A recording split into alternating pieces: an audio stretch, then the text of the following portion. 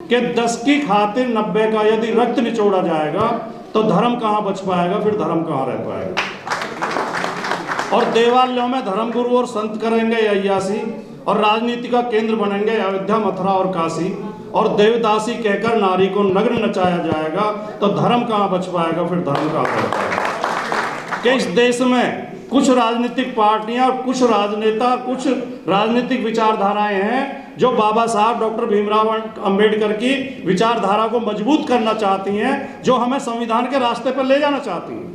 और दूसरी तरफ ये भारतीय जनता पार्टी और आरएसएस है जो मनु की विचारधारा को मजबूत करना चाहती है और हमारे हाथों ही हमारा गला घुटवाना चाहती है। देखिए, मैं तो घोर नास्तिक आदमी हूँ, ईमानदारी से कहता हूँ, और मैं खुलेआम कहता हूँ, इसमें कोई छिपाने की बात नहीं। लेकिन मैं किसी की आस्था है तो उसको कभी उसका विरोध भी नहीं करता, और ना हमें करना चाहिए। मेरी पत्नी रोजाना पूजा करती है, और घर में वो गणेश जी और उनके बाल बच्चे भी बैठा रहे, वो शिव जी महाराज है, उनके बाल बच्चे सारे हैं। मैंने कभी जीवन में एक बार ये नहीं कहा कि तुम गलत करते हो, जबकि मेरा रत्ती भर भी विश्वास नहीं है, रत्ती भर भी, कि ओबीसी महासभा के सम्मेलन तो हम कर देते हैं, ओबीसी समाज के सम्मेलन कर लेते हैं, शूद्र की आवाज भी हम उठाते हैं, शूद्र की बात भी उठाते हैं, लेकिन हम अपने आप को ना तो ओबीसी समझते हैं ना शूद्र समझते हैं। या तो हम अपनी जाति तक सीमित रह जाते हैं, या हम उनके जाल में फंस के ही अपने आप को सामंतवादी समझने लगते हैं। और ये जो रामलीला चल रही है उत्तर प्रदेश में इन दिनों, एक नौटंकी चल रही है, ये राम आंदोलन के अगुवा कौन थे? सारे ओबीसी थे। आप इसमें चाहे कल्याण सिंह हो, चाहे विनय कटियार हो, चाहे साध्वी रितंबरा हो, चाहे उमा भारती हो, सारे ओबीसी थे। जब लड़ रहे थे, जब खून बहाने की जरूरत थी, जब लाठी खाने की जरूरत थी, जब वो 2 शहीद हुए थे कोठारी बंधु, वो भी दोनों ओबीसी थे। तो तब तो ओबीसी को धकेल के आगे कर दिया, और अब जब बना गया, सुप्रीम कोर्ट का फैसला हो गया, अब मलाई और दाल दलिया खाने की आएगी तो एक भी ओबीसी ट्रस्ट में नहीं है, एक भी नहीं है। ये बात क्यों नहीं उठाई जाती कि समाज मजबूत कांवड़ उठाने से नहीं होगा, किताब उठाने से होगा। लेकिन उससे भी ज्यादा जरूरी है, मैं जोड़ना चाहता हूं कि हमें वैचारिक तौर पर मजबूत होना होगा।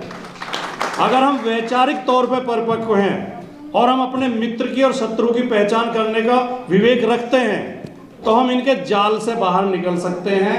वरना इनका जाल इतना गंभीर है, इतना मजबूत है, इतना फैला हुआ है, और नए नए ढोंग, नई नई नौटंकी लेके आते रहते हैं, और हमारे लोग ही उसमें अगवा बन के खड़े हो जाते हैं।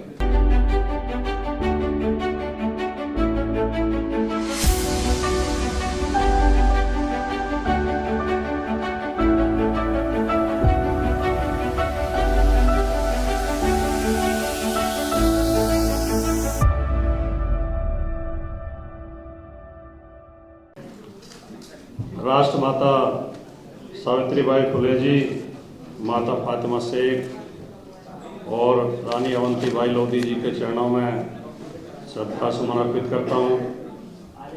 मंच पर और सामने बैठे हुए आप सबको प्रणाम करता हूँ। ओबीसी महासभा के साथियों को बहुत बहुत धन्यवाद व्यक्त करता हूँ कि आपने इतने सुंदर कार्यक्रम का आयोजन किया। जो बातें कही जानी चाहिए थी, जो जरूरी थी, वो लगभग सारी कही जा चुकी हैं। ज़्यादा कुछ कहने के लिए है नहीं। वक्ताओं की भी लंबी सोची है, इसलिए ज़्यादा समय मैं लूँगा नहीं। एक बिटिया हमारी रक्षिता पाल नाम था, रक्षिता पाल ने बहुत ही सुंदर बातें कही, बहुत अच्छा बोली, और बिटिया के अंदर जो प्रतिभा है, मैं समझता हूँ ये बेटी बहुत आगे जाएगी, बहुत तरक्की करेगी। आखिरी 4 वाक्यों को अगर छोड़ दें, आखिरी 4 वाक्यों से तो मैं भी सहमत नहीं था, लेकिन उन्होंने एक एक बात, बिल्कुल एक एक मिशनरी बात कही, जो समझने की और समझाने की बातें हैं। बिटिया ने कुछ वाक्य बोले थे कि समाज मजबूत क्लर्क बनने से नहीं होगा, डीएम बनने से होगा, चपरासी बनने से नहीं होगा, सीएम बनने से नहीं होगा। तो मैं उसमें केवल एक वाक्य जोड़ना चाहता हूँ जिसमें सबसे ज्यादा ध्यान देने की जरूरत है कि समाज मजबूत कांवड़ उठाने से नहीं होगा, किताब उठाने से होगा। एक और बेटी उनसे पहले बोल रही थी, उन्होंने कहा था कि हमें आर्थिक रूप से मजबूत होना होगा और सत्ता से मजबूत होना होगा, लेकिन उससे भी ज्यादा जरूरी है, मैं ये जोड़ना चाहता हूं कि हमें वैचारिक तौर पर मजबूत होना होगा। अगर हम वैचारिक तौर पर परिपक्व हैं और हम अपने मित्र की और शत्रु की पहचान करने का विवेक रखते हैं, तो हम इनके जाल से बाहर निकल सकते हैं। वरना इनका जाल इतना गंभीर है, इतना मजबूत है, इतना फैला हुआ है, और नए नए ढोंग, नई नई नौटंकी लेके आते रहते हैं, और हमारे लोग ही उसमें अगवा बन के खड़े हो जाते हैं। अभी विधायक जी भी बोल रहे थे, आपने कहा कि राम ने शंभू का गला काटा था, और ये पार्टी जो है ओबीसी का आरक्षण खत्म कर रही है, ओबीसी का गला काट रही है। लेकिन ये सरकार आई भी तो हमारे वोट से है। बिना ओबीसी वोट के ये सरकार बन ही नहीं सकती थी। और ये जो रामलीला चल रही है उत्तर प्रदेश में इन दिनों, एक नौटंकी चल रही है, ये राम आंदोलन के अगुवा कौन थे? सारे ओबीसी थे। आप इसमें चाहे कल्याण सिंह हो, चाहे विनय कटियार हो, चाहे साध्वी रितंबरा हो, चाहे उमा भारती हो, सारे ओबीसी थे। जब लड़ रहे थे, जब खून बहाने की जरूरत थी, जब लाठी खाने की जरूरत थी, जब वो दो शहीद हुए थे कोठारी बंधु, वो भी दोनों ओबीसी थे। तो तब तो ओबीसी को धकेल के आगे कर दिया, और अब जब बना गया, सुप्रीम कोर्ट का फैसला हो गया, अब मलाई और दाल दलिया खाने की आएगी, तो एक भी ओबीसी ट्रस्ट में नहीं है, एक भी नहीं है। ये बात क्यों नहीं उठाई जाती? अगर आप हिंदू समाज की एकता चाहते हैं और आप हिंदू हिंदू का नारा देते हैं, तो क्या केवल ये 10% लोग ही हिंदू हैं? 90% लोगों को आप बाहर क्यों कर देते हैं? तो इस बात को समझने की जरूरत है। और एक जो मैं महसूस करता हूं कि ओबीसी महासभा के सम्मेलन तो हम कर देते हैं, ओबीसी समाज के सम्मेलन कर लेते हैं, शूद्र की आवाज भी हम उठाते हैं, शूद्र की बात भी उठाते हैं, लेकिन हम अपने आप को ना तो ओबीसी समझते हैं ना शूद्र समझते हैं। या तो हम अपनी जाति तक सीमित रह जाते हैं, या हम उनके जाल में फंस के ही अपने आप को सामंतवादी समझने लगते हैं। तो मैं समझता हूं कि ओबीसी समाज में आने वाले हर व्यक्ति को पहले अपने आप को ओबीसी समझना पड़ेगा। और मैं ओबीसी समाज की जिस जाति से आता हूं, मेरी जाति इस मामले में सबसे नासमझ है। सबसे ज्यादा क्यों मेरे लोग मुझसे लड़ते हैं, सच का भाई हमें शूद्र क्यों बना रहे, हम शूद्र और तुम कौन हो भाई? वर्ण तो 4 ही हैं। ब्राह्मण का सबको पता है कौन ब्राह्मण है कौन नहीं है। ब्राह्मण वर्ण भी है, ब्राह्मण जाति भी है। वैश्य का सबको पता है कौन वैश्य है कौन नहीं है। ब्राह्मण वैश्य भी, वर्ण भी है और जाति भी है। क्षत्रिय का भी सबको पता है, और इनके अलावा जो बाकी बचे वो सारे शूद्र हैं। जब तुम ब्राह्मण नहीं हो, वैश्य नहीं हो, क्षत्रिय नहीं हो, तो फिर तुम और क्या हो? 5वां वर्ण तो है नहीं। तो ये सबसे बड़ी जो लड़ाई है वो केवल समझदारी की लड़ाई है। और ये जो अभी राम, देखिए मैं तो घोर नास्तिक आदमी हूं, ईमानदारी से कहता हूं, और मैं खुलेआम कहता हूं, इसमें कोई छिपाने की बात नहीं। लेकिन मैं किसी की आस्था है तो उसको कभी उसका विरोध भी नहीं करता, और ना हमें करना चाहिए। मेरी पत्नी रोजाना पूजा करती है, और घर में वो गणेश जी और उनके बाल बच्चे भी बैठा रहे, वो शिव जी महाराज है, उनके बाल बच्चे सारे हैं। मैंने कभी जीवन में एक बार ये नहीं कहा कि तुम गलत करते हो, जबकि मेरा रत्ती भर भी विश्वास नहीं है, रत्ती भर भी। मुझे पता है वेस्टेज है, टाइम की भी वेस्टेज है, और वो, लेकिन क्योंकि उसकी आस्था है। अभी हम शहर में आ गए, गांव में जब तक रहते थे मेरे पिताजी हर रविवार को यज्ञ करते थे, हर रविवार को। और ऐसा नहीं कि मैं छोटा बच्चा था, मैंने एमए कर लिया था और मैं पत्रकारिता में था, एक अखबार में नौकरी कर रहा था। तो जिस दिन मैं वहां दिखाई दे जाता था, आ भाई बैठ, तो मैं भी बैठ जाता था। मेरी आस्था उस यज्ञ में नहीं थी, मेरी अपने पिताजी में आस्था थी। मैं उनकी भावना को ठेस पहुंचाना नहीं चाहता। तो राम को जो मान रहे हैं, हमें उनसे कोई विरोध नहीं, आप राम को मानो, लेकिन कौन से राम को? उस राम को जिसने हमें बनाया है, या उस राम को जिसे इन्होंने बनाया है? कबीर ने कहा कि एक राम दशरथ का बेटा, एक राम घट घट में लेटा, दशरथ सुत्य उलोक बखाना, राम नाम का मरम है आना। कबीर ने कहा कि कस्तूरी कुंडल बसे मृग ढूंढे बन माही, ऐसे ही घट घट राम है दुनिया देखे नहीं। अब ये कह रहे हैं राम को लाए हैं उनको लाएंगे, राम को लाए हैं उनको लाए। राम को कहां से लेकर आए भैया? अगर तुम सच्चे, तुम ये आस्तिक भी सच्चे नहीं है, इनकी आस्तिकता में भी फ्रॉड है, धोखा है। इनके राम केवल वोट मांगने के लिए राम है, ये मन से राम को नहीं मान रहे। अगर तुम आस्तिक होते और तुम्हारी राम में आस्था होती तो तुम ये कह ही नहीं सकते थे कि जो राम को लाए हैं। फिर तो राम मौजूद है, राम कण कण में व्याप्त है।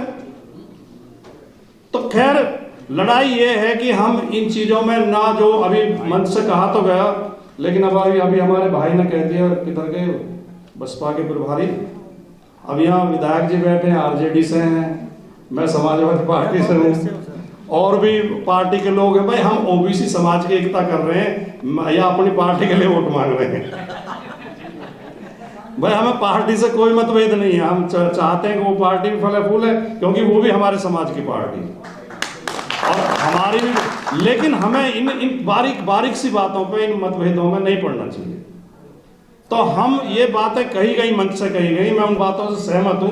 खासतौर से विधायक जी ने कहा कि हमें अगर लड़ाई, अगर हमारी समझ में बात आ गई हो कि इस देश में कुछ राजनीतिक पार्टियां, कुछ राजनेता, कुछ राजनीतिक विचारधाराएं हैं जो बाबा साहब डॉक्टर भीमराव अंबेडकर की विचारधारा को मजबूत करना चाहती हैं, जो हमें संविधान के रास्ते पर ले जाना चाहती हैं, और दूसरी तरफ ये भारतीय जनता पार्टी और आरएसएस है जो मनु की विचारधारा को मजबूत करना चाहती है और हमारे हाथों ही हमारा गला घुटवाना चाहती है।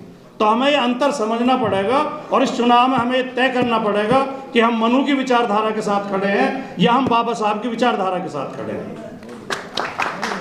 इस अंतर को समझ के और इन पाखंडों से निकल के, इस देश की जब आजादी है, 1947 में देश को आजादी मिली, तो ये देश अशिक्षा, पाखंड, अंधविश्वास, जातिवाद और सांप्रदायिकता में लिपटा हुआ था।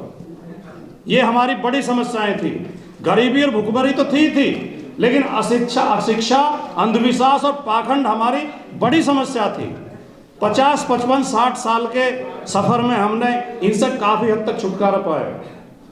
हम काफी मुक्त हुए, काफी वैज्ञानिक सोच की तरफ बढ़े, प्रगतिवाद की तरफ बढ़े, वैचारिकी की तरफ बढ़े। लेकिन 90 के बाद, 90 में जो मंडल के खिलाफ एक कमंडल आया, 90 के बाद और खास तौर से इनका दूसरा जो दौर शुरू होता है 2014 के बाद, हमने जितना सफर उससे पहले तय किया था, क्रांतिकारिता का, वैचारिकता का, प्रगतिशीलता का, वैज्ञानिक सोच का, उस सब को खत्म करके वही पुराना पाखंड, वही पुराना जातिवाद, वही पुराना सामंतवाद, वही पुराना मनुवाद फिर से हमारे सिर पर थोपा जा रहा है। और हमें इस गुलामी से अगर अपनी पीढ़ियों को बचाना है, अपने समाज को बचाना है, तो हमें ये बात समझनी पड़ेगी और 2024 के चुनाव में हमें निर्णय लेना पड़ेगा। और जो भाई हमारे अभी ना समझे उनको समझाना पड़ेगा। मैं आखिर में केवल यहाँ 90 और 10 की बात खूब कही गई और हम सब समझते हैं। और जब हम अधिकार की बात उठाते हैं, बहुजन समाज के अधिकार की हम जब भी बात उठाते हैं, तो ये धर्म को सामने ले आते हैं कि धर्म खतरे में है। तो उसमें आखिर में मैं केवल 4 पंक्तियां मेरी खुद की लिखी हुई हैं, मैं उन्हें बोलते हुए अपनी बात समाप्त करूंगा कि 10 की खातिर 90 का यदि रक्त निचोड़ा जाएगा तो धर्म कहां बच पाएगा, फिर धर्म कहां रह पाएगा। और देवालयों में धर्मगुरु और संत करेंगे अय्यासी, और राजनीति का केंद्र बनेंगे अयोध्या, मथुरा और काशी, और देवदासी कहकर नारी को नग्न नचाया जाएगा, तो धर्म कहां बच पाएगा, फिर धर्म कहां रह पाएगा। और राम और रहमान वोट हथियाने के साधन होंगे, और गोरे तन पर धवल वस्त्र, जेबों में काले धन होंगे, और शिशुओं के मुंह से छीन दूध पत्थर को पिलाया जाएगा, तो धर्म कहां बच पाएगा, फिर धर्म कहां रह पाएगा। तो हमारा धर्म केवल एक है, भारत का संविधान। हमारा धर्म ग्रंथ भारत का संविधान है, हमें उसके पीछे चलना है। आपने बुलाया, इतना अच्छे कार्यक्रम में 2 शब्द कहने का अवसर दिया, आपका बहुत बहुत धन्यवाद। जय हिंद, जय भारत, जय संविधान, जय भीम। देखते रहिए नीलकमल टीवी। आपको अगर हमारा वीडियो अच्छा लगता है तो हमारे चैनल को सब्सक्राइब करिए, वीडियो को लाइक करिए, शेयर करिए। धन्यवाद।